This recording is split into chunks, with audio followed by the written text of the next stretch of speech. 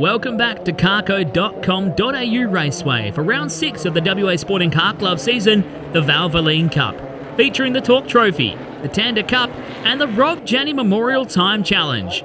First race of the day, Formula V, and already issues for Mason Legg on the opening lap of the race with a mechanical failure, forcing him to retire up by the S's and the whole field safely getting by.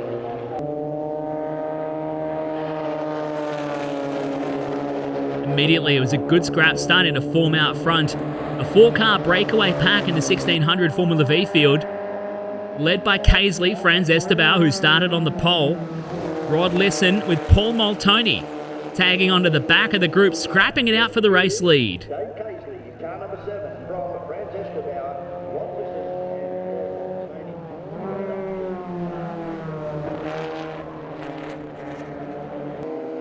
Despite starting from the pole, Casely looked to get the jump over Esteban. But Franz Esteban wasn't to give up so quickly, trying to find a way around through turn 1, even trying to hang it around the outside through the S's before they climbed up over the top of the hill.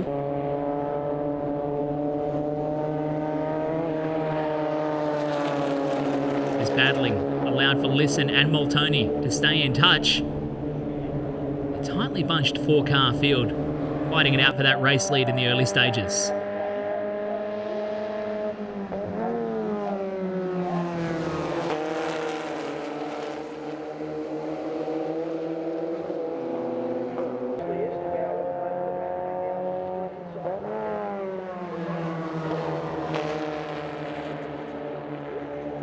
Further behind, looking at your 1200 field, Brett Scary holding a pretty solid race and a good battle with Miles Lockett, while they also mixed it up with some of the 1600 races. Simon Bate finding himself well and truly getting swallowed up by a snarling field of 1200 Formula Vs in the opening race of the day.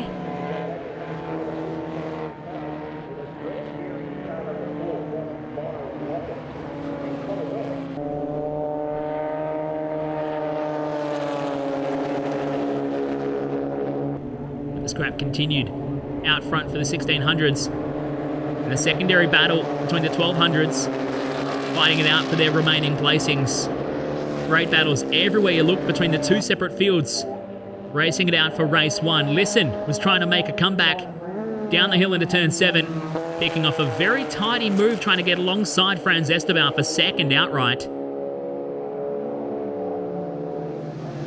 While Brett Scary tried to navigate 3 wide through turn 7, trying to pass Simon Bate in the 1600s while defending from Lockett. Esteban starting to go backwards with Lisson's going to have another look down the inside of Franz Esteban.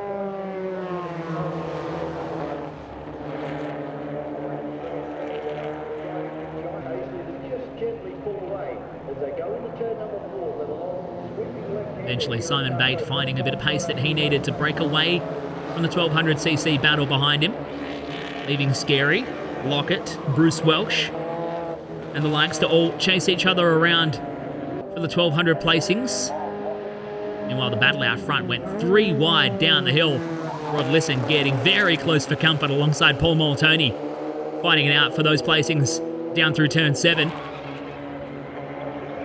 Paul Moltoni almost ran himself entirely off the road with a brilliant save on the hard stand on the outside of turn number 1. That stricken car on the outside of the S's did bring out the safety car at the midway point of the race, where the race came to a conclusion with the safety car peeling off. The overall win in 1200 going to Brett Scary from Miles Lockett and Bruce Welsh, and David Casely taking out the win of the 1600s from Franz Esteban and Rod Lisson. Kicking into Saloon Cars for their first race of the day. A good start getting out from the front. Mark Watkins claiming the lead through turn number 1 to lead off a massive field of Pro and then Pro-Am for the Saloon Cars to start their day. Mason Harvey setting chase, and Rob Marcon trying to chase them down in third.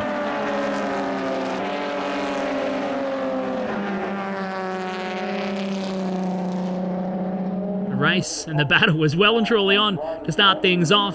Harvey looking for the inside line down at turn number 7 to get underneath Mark Watkins to try and claim the race lead, escorting Watkins out a little bit wide and up over the rumble strip on the exit of 7. Marcon right there to try and pick up the pieces. Followed by a good little scrap going on. Chase Hoy right in the middle of that. Down the main straight, cross the line, and then Harvey just edging them out as then Marcon and Watkins had to go door to door, inflicting a bit of damage on wing mirrors through turn 1, fighting over the remaining placings second and third.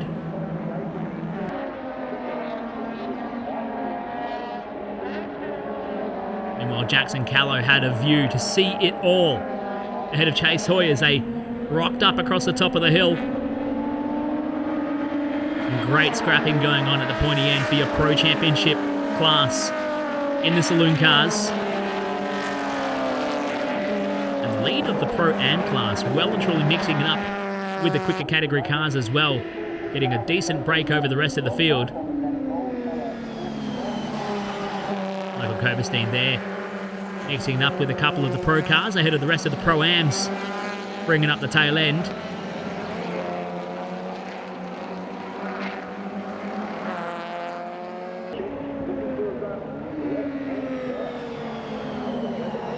And after a first couple of laps of hard battling, Mason Harvey putting in the work to try and open up a gap. Rob Marcon going with him at this stage of the race, leaving behind Mark Watkins to deal with Jackson Callow. And then Chase Hoy and Chris Neefsey going door to door through turn 7. Up over the curving, Neefsey having to take the longer route around the exit of turn 7.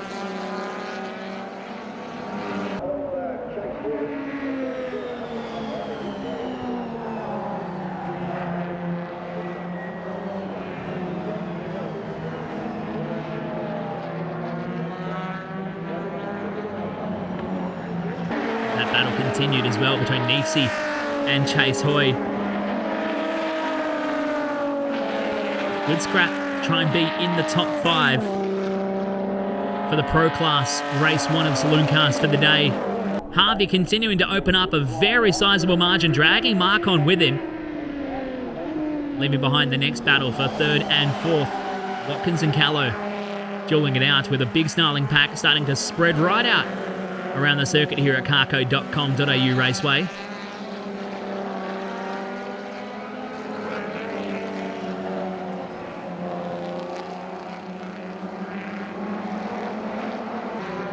Hoy and Neefsey still going at it, even going side by side up through the S's as Hoy tried to get his nose in front, but Neefsey having the inside line, put them side by side, and they maintain that as they come around, battling it out.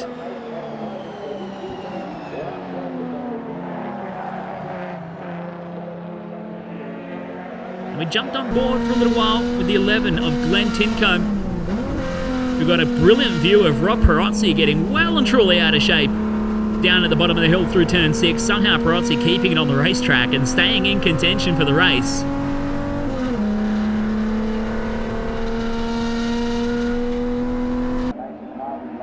Late in the race, Rob Marcon fancying a very solid run on Mason Harvey. Had to choose the outside line and go the very long way around out of turn number 7 with a race to the checkered flag.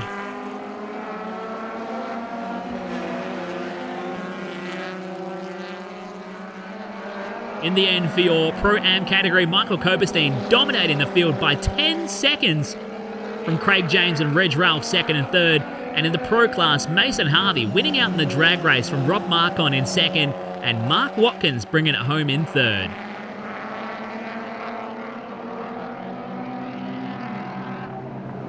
On to FSR for their first race of the day. Joel Wheeler going to lead the field away for a start down into turn 1, being hassled already by Duncombe, but Adam Lyle rocketing around the outside to claim the lead before they even really got into turn number 1 to lead the field up through the S's for the first time. Followed by Wheeler, then Duncombe tucking in behind for 3rd. There was a hard-charging Elliott Shute coming from deeper in the field for the first race of the day, with a lot of eyes on him to see what he could make after setting the fastest time during the qualifying session. Immediately, the top 3 starting to break away. Stuart Burns tucking in there for a good battle as well, ahead of Andrew Eldridge. As then Elliott Shute started to make an appearance towards the pointy end of the field. Good battles going on further behind as they all charged up the hill through the left-hander. And this happened here. Chute getting into the back of Eldridge as they came around the right-hander at the top of the hill. The whole field behind them just managed to avoid the stricken car of Andrew Eldridge, who did a brilliant job to get on the brakes and keep the car stationary, avoiding an incident. And kudos to the flag marshals as well, immediately on the yellows as soon as the car hadn't even stopped having the incident yet. As the battle started to form out front, Duncombe trying to find his way up the inside of Wheeler in the fight for second. Lyle was already checked out by this point from these two. And Elliott Chute, unscathed from that incident, started to set chase, looking to the outside of Burns through turn number 1. Forcing the issue through the S's as the leaders were just waiting for the moment that Chute would be closing right up onto the back of them, knowing that it would be coming with the pace advantage he was holding in the early stages of the race.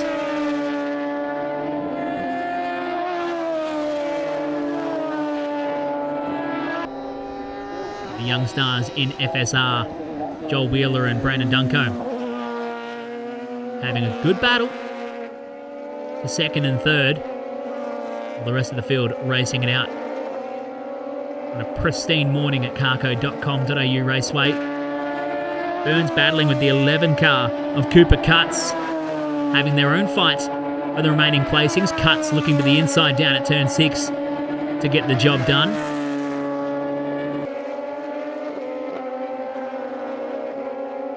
Jay Wong having his own battle there with Bradley Russell, duking it out, while Adam Lyle continued to monster away from the field after a blinder of a start.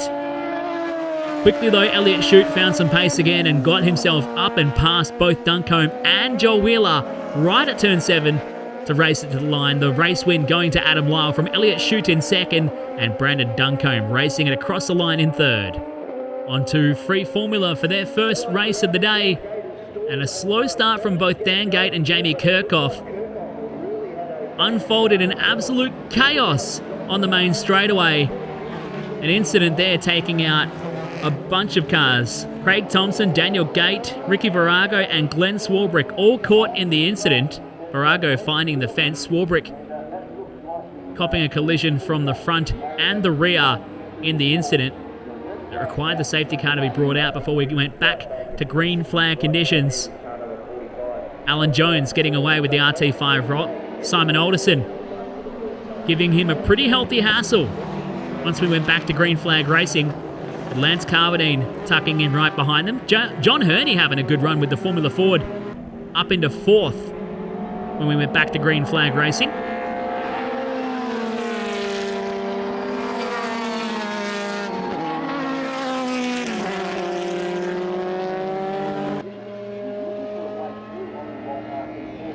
Jones taking Alderson with him, putting on a good battle. They're so active when they get over the top of that curb and the car's moving around so much.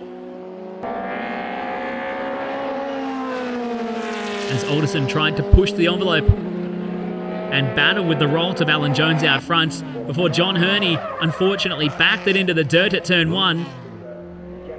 Tried his best to get out of the sand but ended up beached. That brought out the safety car and we came to a finish. In the end, a penalty applied for Simon Alderson handed the win to Alan Jones across the line from Lance Carvadine in second and Andrew Gifford rounding out third.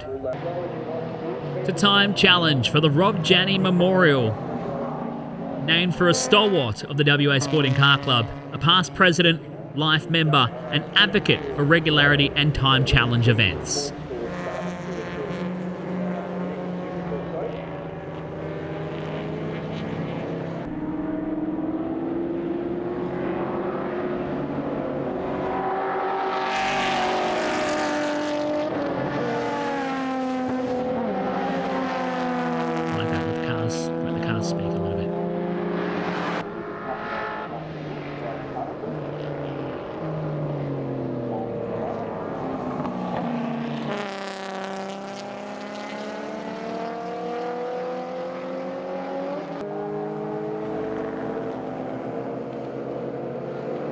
In the field today for time challenge, Official turned competitor Peter Morley, thoroughly enjoying his time on track and improving with every run. Sadly, Peter neglected the main idea of time challenge to circulate to a certain time, lapping over 1 second faster than his nominated lap time in this first session. In the orange two-tone, I think it's orange or yellow. Time challenge brings us a very eclectic mix of cars, everything from LX Tiranas, Toyota Celicas, to Ford Falcons, and even Mazda MX-5s all the way through. In the end of the first session, Aaron Birmingham taking the win in Time Challenge 1 over Justin Chaffee in second and Tony Mickelson in third. Next up, we featured Brent Owens riding for a good cause, the Macca Cancer 200 Ride for Research. Impressively, Brett lapping his mountain bike around carco.com.au Raceway 5 times with a best lap of 4 minutes and 33 seconds and a top speed of 56 kilometers per hour heading into turn 6. For the second race of the day for Formula V's on track again. It immediately kicks off into turn number 1, David Casely and Franz Estebao going side by side into turn 1. Casely getting the advantage as they headed up through the S's for the first time. And then they dragged that field of 4 away from the rest of the field of the 1600s, led by Casely with Estebao, Moltoni and Lisson in tow. Paul Moltoni really got the elbows out in this early stage, went 3 wide down the hill to grab the lead ahead of Casely. Momentarily, they went side by side through turn 1, and Casely getting the momentum off of turn 7 to reclaim the race lead. For Estebao fights back into second. Rod Lisson had a great view of all of it back there in position number 4.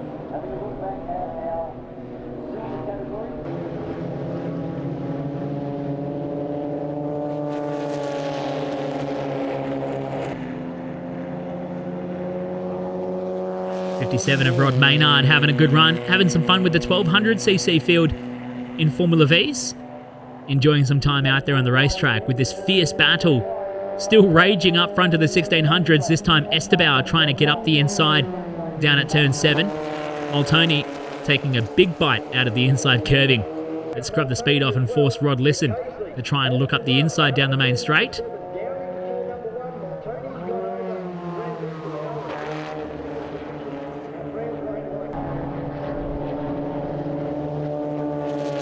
And for a little here, Moltoni looking very racy on the back of Dave Casely, using the slipstream to try and pass him.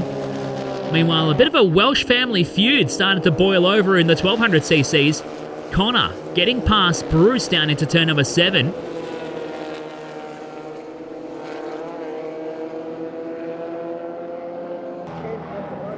And Connor managing to hold out that margin over Bruce Welsh in the 1200s. With a late race charge of Rod Lisson trying to go side by side with Franz Estebao to grab third. There's Dave Casely racing it to the line. In the 1200s, Brett Scarry takes the win from Miles Lockett in second and Connor Welsh claiming third. And in the 1600s, David Casely taking the win from Paul Moltoni in second and Franz Estebao just holding on to grab third from Rod Lisson. On to race 2 for the Saloon cars with the Pro Field getting away from the front. Robert Marcon jumping to the lead here from Mason Harvey in second. Watkins and Jackson Callow going door-to-door through turn 1. Mark Watkins eventually edging him out to hold on to third in the early stages as they climbed up the hill through the S's for the first time. Chase Hoy setting pursuit after those guys in the top 4. Trying to stay in touch in the early stages of the race to set the battle later on once they have a gap over the field. Marcon looking the goods in the early stages as Streetfield went off the racetrack in an altercation with another driver who ended up parked on the outside of turn 6. Neil Streetfield getting after it, kept his foot buried and drove it back onto the racetrack to rejoin the race.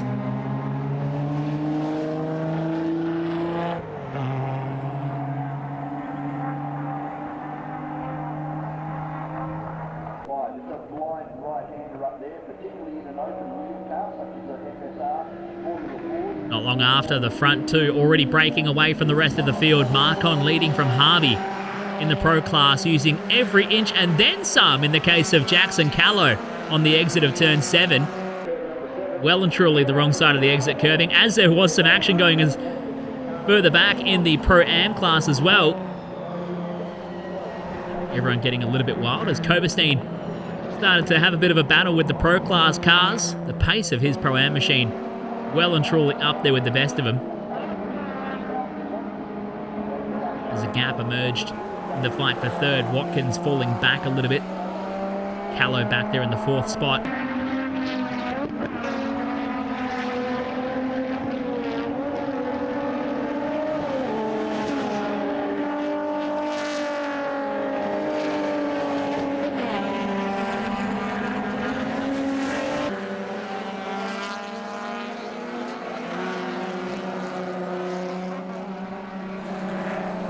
Plenty of battles all the way through the field. Even when you mix Michael Koberstein from the Pro-Ams with the rest of the Pro Class cars, giving them a bit of a hurry up at various occasions. We see the 43 getting out there and having some fun. Of Daniel Caracan, unfortunately succumbed to a DNF later in the race.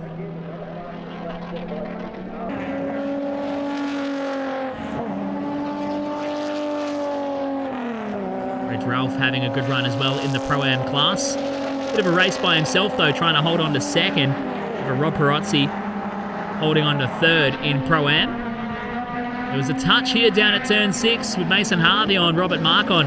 A brilliant save by Marcon to keep it on the racetrack by merely an inch to the edge of the circuit down at turn 6. Marcon holding on, and Harvey playing the smarter game, rolling out of the throttle and handing the lead back to Robert Marcon as they came down the hill. Chase Hoy firing one up the inside, taking advantage of that from Jackson Callow to grab 4th on the road.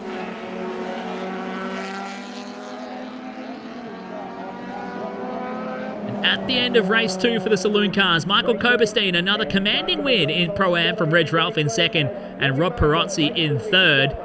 And in the Pro Class, Rob Marcon taking the win from Mason Harvey in 2nd and Mark Watkins coming home in 3rd place. Moving into FSR for their 2nd race of the day. This time, Elliot Shute securing a front row start alongside Adam Lyle.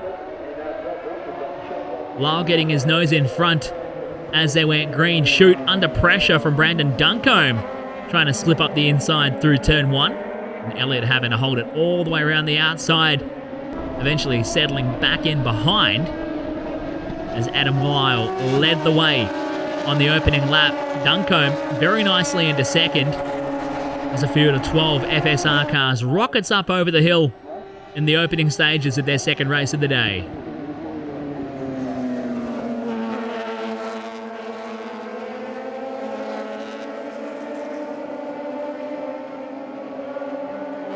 Good to have all the cars back on track, with the exception of Campbell Nunn. 11 cars in the race for this one, after many cars went scampering from that incident in race 1 earlier.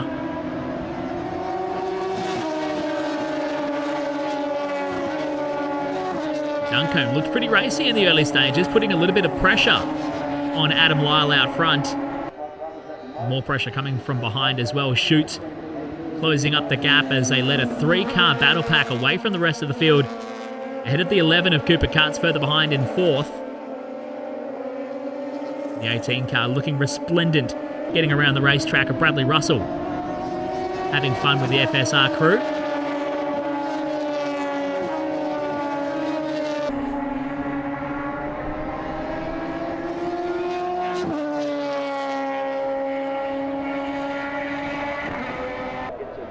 Of John DiGiovanni joining the FSRs at carco.com.au Raceway. Pretty soon it became a 4-car pack up front as Cutts decided to push up to join the top 3, leaving Joel Wheeler behind in the 57 to watch on, with no one really close to him to battle with at this stage of the race. But it still was Adam Lyle with the pace to maintain that lead out front.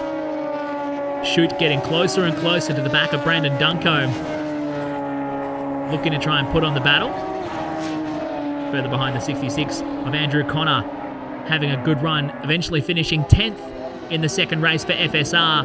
But it was Shute looking for a late move up the inside into turn 7. Couldn't quite get the job done at this point on Duncombe.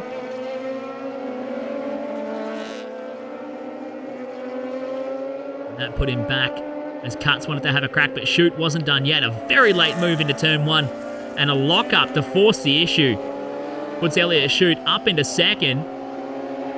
Quick thinking by Brandon Duncombe to yield the position and settle back into third as they climb the hill.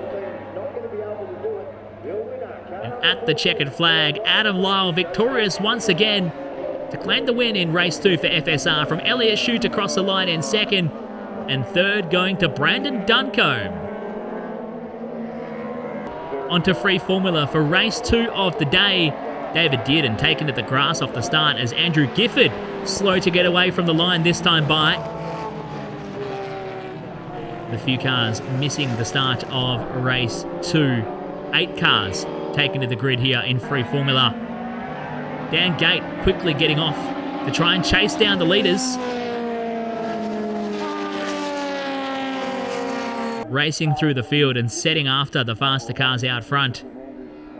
Alan Jones had a pretty healthy lead from Simon Alderson back in second. Jones in the Rolt RT5 comfortably out front as Gate closed right up onto the back of Alderson pretty quickly with his Rolt model.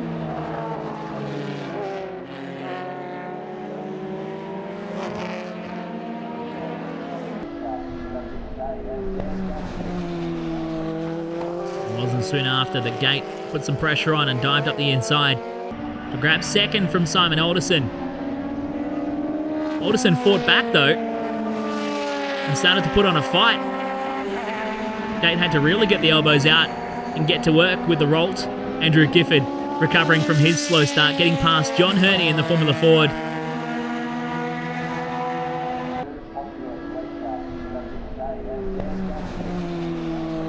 Gate getting up the inside again on Simon Alderson to grab second.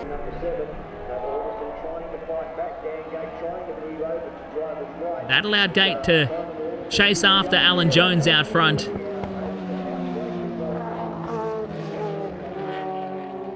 Trying to hunt him down in the closing stages of race 2 for free formula from carco.com.au Raceway. Once Gate was released out into second, he quickly closed the gap up to the back of Jones.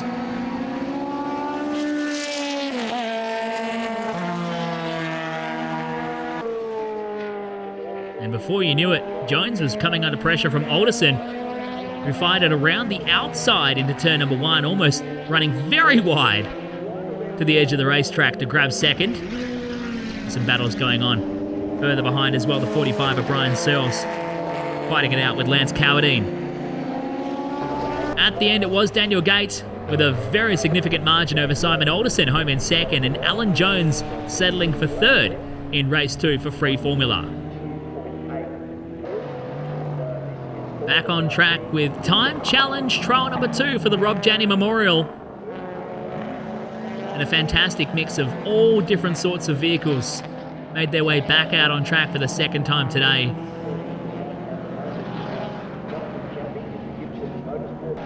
All the drivers given the opportunity to adjust their nominated lap time if they needed to after the first time challenge session. As the quick cars broke away from the front of the group.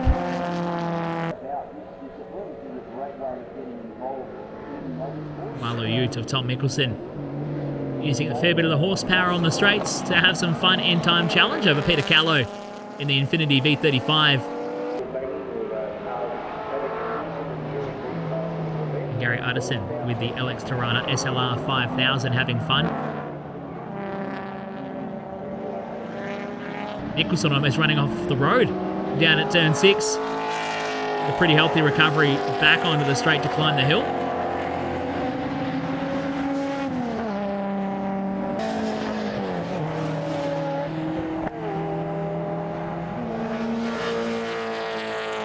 Time challenge bringing some pretty cool cars out onto the circuit, like the 8.6 and even the full long roof Calais. Being driven by Greg Neary.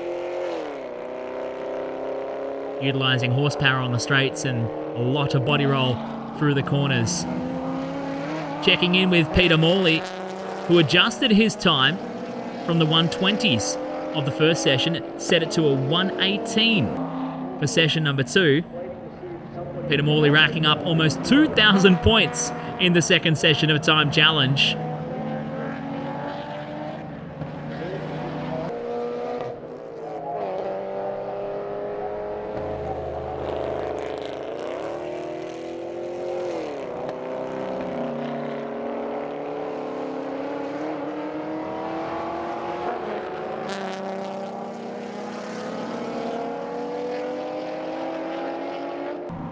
Greg Neary going straight on at the end of the main straightaway. Some brake fade on board for the Calais long roof. He parked it up perfectly at the end of the bitumen though, and managed to rejoin the circuit unscathed. At the end of the session, Tony Mickelson taking the win on just 152 penalty points from Michael Costa in second and John Turner in third. Race 3 for Formula V from carco.com.au Raceway. Saw Casely getting away to a good start. Paul Montoni dropping into second right behind him. Franz Esterbauer setting chase from Rod Lisson further behind in P4 as they charged up the hill through the S's for the first time in your 1600 field. 1200 cars line astern further behind on the opening lap of race 3. The Lockett boys having a good battle to start things off, as well as the Welshes. But immediately the front four getting back to business as usual. Casely from Moltoni, Esterbauer and Lisson all searching for their own piece of real estate to race with here, and Moltoni driving through the middle in a 3-wide affair down into turn 7. And again, Moltoni very good under brakes in turn 7. Can't get the momentum off the turn, but does grab the lead in this exchange. He settled back to second as we go on board with Paul Moltoni coming out of turn 6. Getting a great drive charging up the hill, tucking in behind Casely.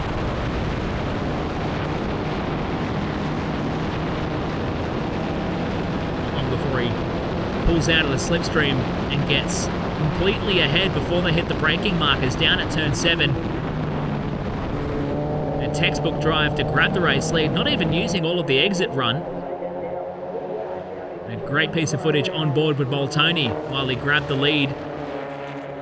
Lisson fancied a chance at it and put the pressure on Casely for second, while going side by side with Franz Esterbauer as well through the S's, eventually yielding back to P4.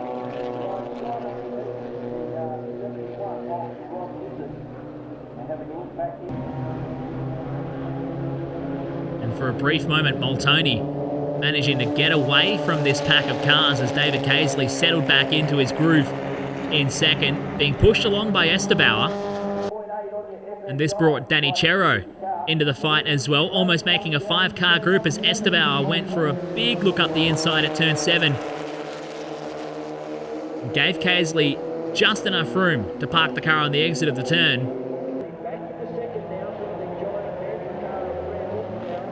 Casely getting the run down the straight though, settling back into second down at turn 1 and trying to break away from the clutches of Esterbauer as they all fall back into the clutches. More cars lining up further behind to a 5-car battle. Danny Cerro joining the back of that group.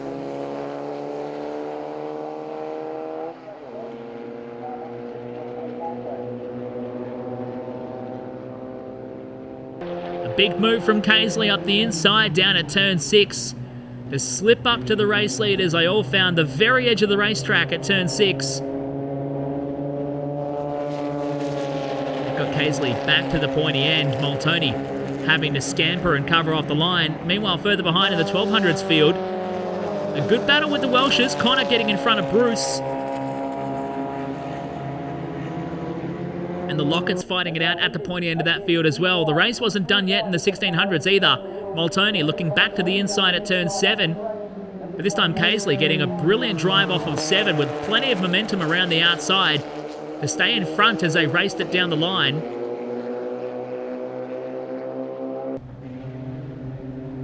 great racing from your Formula Vs. Casely staying in front this time. Listen is looking to the right-hand side to try and pick something up. Eventually, though, Casely managed to charge out front. The big gap back to Listen, who was sitting in second at this point. Esteban going for a big move down at turn 7. Chero looking up the inside of Paul Moltoni as well. Deciding better of it.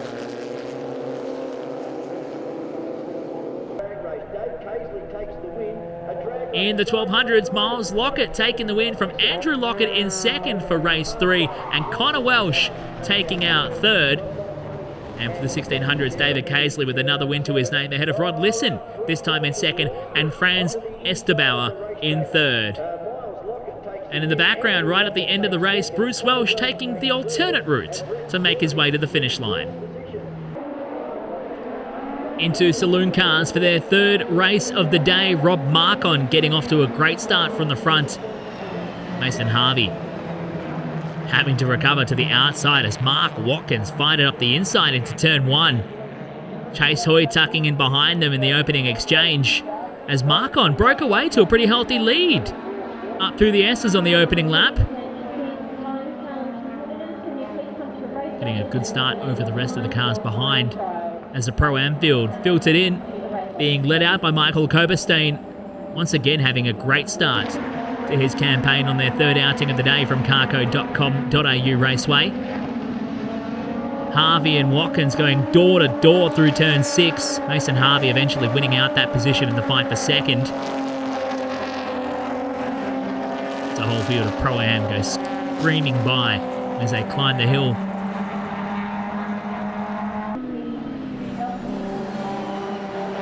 Down at turn 7, Watkins having to go defensive from Chase Hoy, who is having a look around. Eventually Chase filtering back in behind him to position 4.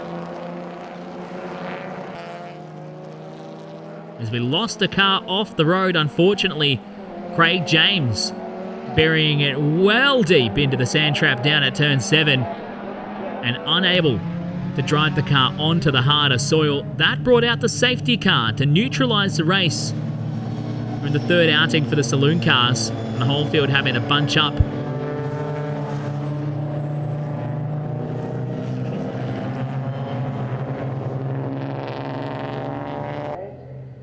The safety car period lasting for 3 laps on track.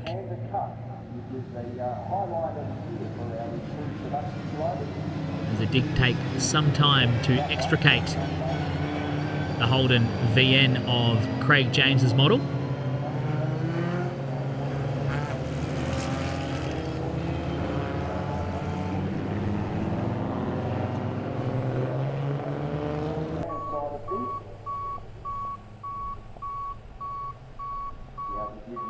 Eventually, they were able to get James's car out of the sand trap down at turn 7. And we went back to green flag racing for just a couple of laps. A quick dash to the line, if you will. Immediately Marcon trying to get away from Mason Harvey, who was hot on his rear bumper as they headed into turn 1. At the resumption of racing conditions, immediately breaking away with a big margin back to third. Mark Watkins almost caught napping at the safety car restart over Chase Hoy right behind him in 4th. And a healthy battle going on further behind. Rick Gill, Jackson Callow, Chris Neefsey all getting into it as well. Harvey staying right on the hammer and almost pushing Marcon as they came up the hill with just a small gap between the two cars. A great battle for the lead in your Pro class. The whole field quickly coming to terms with a short dash to the finish in their third race of the day. Hoy closing right up onto the back of Watkins as they came out of turn 6, giving him just a bit of Morse code through the rear bumper as they climbed the hill.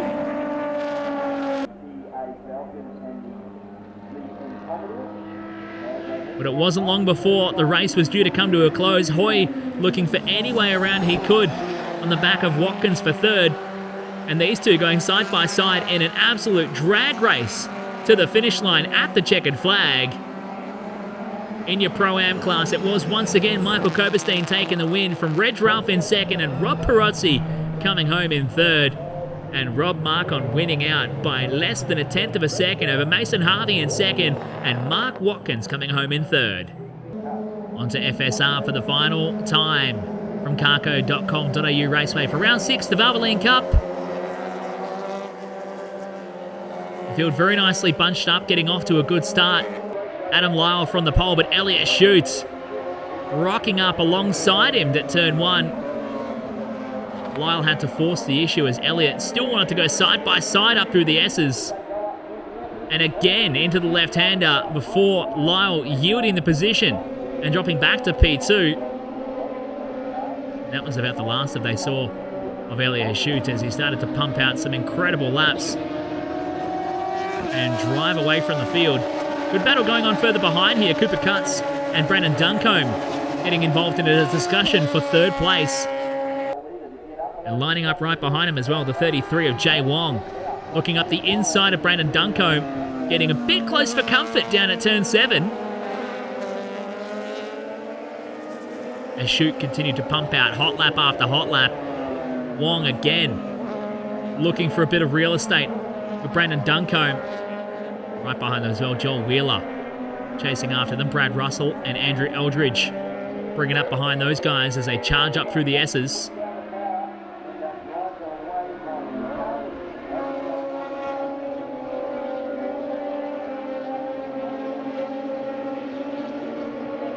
Cooper Cutts settling into a very nice rhythm once he found himself into third and clear from Brandon Duncombe behind, who recovered nicely from the advances of Jay Wong to find himself with a clean piece of real estate to work in position 4, ahead of Wheeler, Russell, and Eldridge behind. Burns bringing up the tail there as they make their way down the main straight.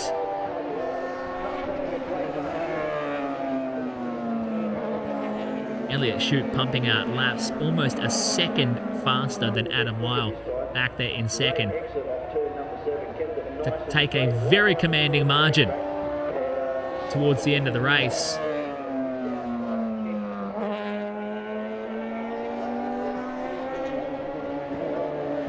At the flag, it was the length of the straightaway for Elliott Shute taking the win from Adam Lyle in second, and Cooper Cutts coming home in third for FSR Race 3.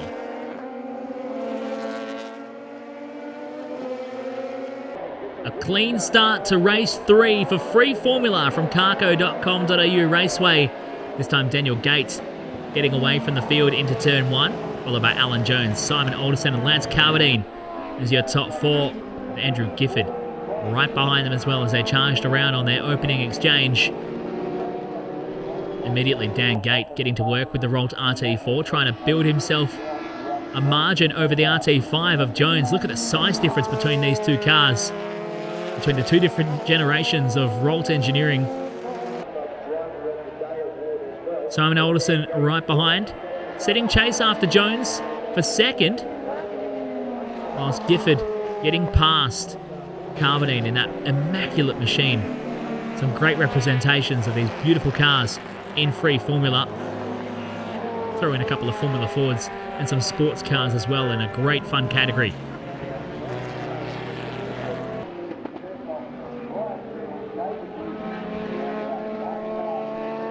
Gates continued to pump out some very impressive lap times,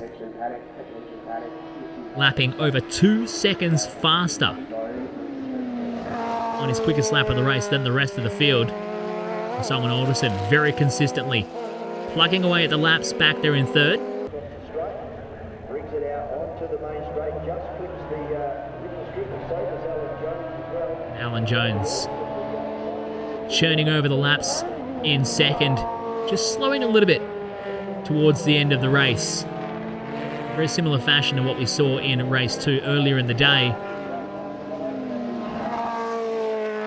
At the end it was Dan Gates with a convincing win, a huge margin back. Simon Alderson taking the win on account of a 5-second penalty to Alan Jones, who came home in third. Missing from the Free Formula field was Bob Creasy, who recently passed, a man whose racing career spanned all the way back to Caversham Raceway, an avid fan and competitor in open-wheel cars, who famously quoted, "Real racing cars don't have doors or roofs."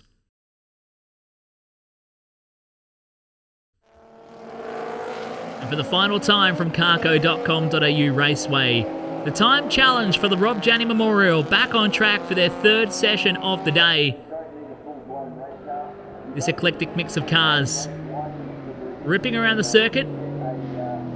Name of the game to circulate to a nominated time and accumulating penalty points for going over or under that nominated time.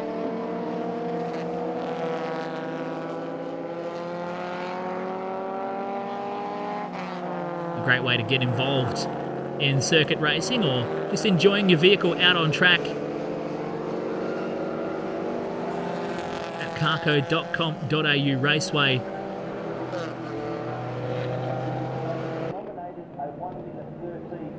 Great to see such a strong field taken to the circuit.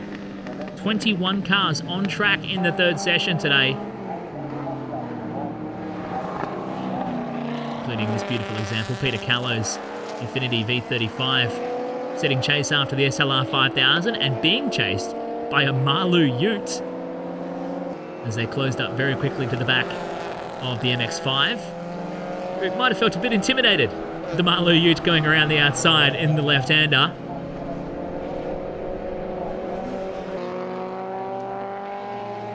Even examples like a full station wagon Volkswagen.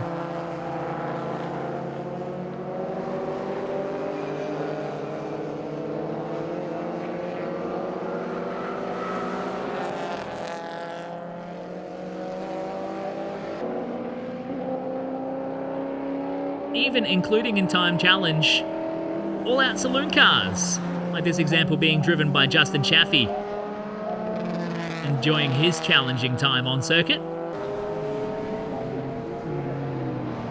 In the end, for the third session of time challenge, Tony Nicholson taking the win over Ryan Appleby in second and Tom Nicholson in third. And let's not forget about Peter Morley, who racked up 3,311 points to finish 20th in this session. Congratulations to all the winners from day one of the Valvoline Cup and the Rob Janney Memorial. Stay tuned on the WA Sporting Car Club socials for day two of the Valvoline Cup, featuring the Torque Trophy and the Tander Cup.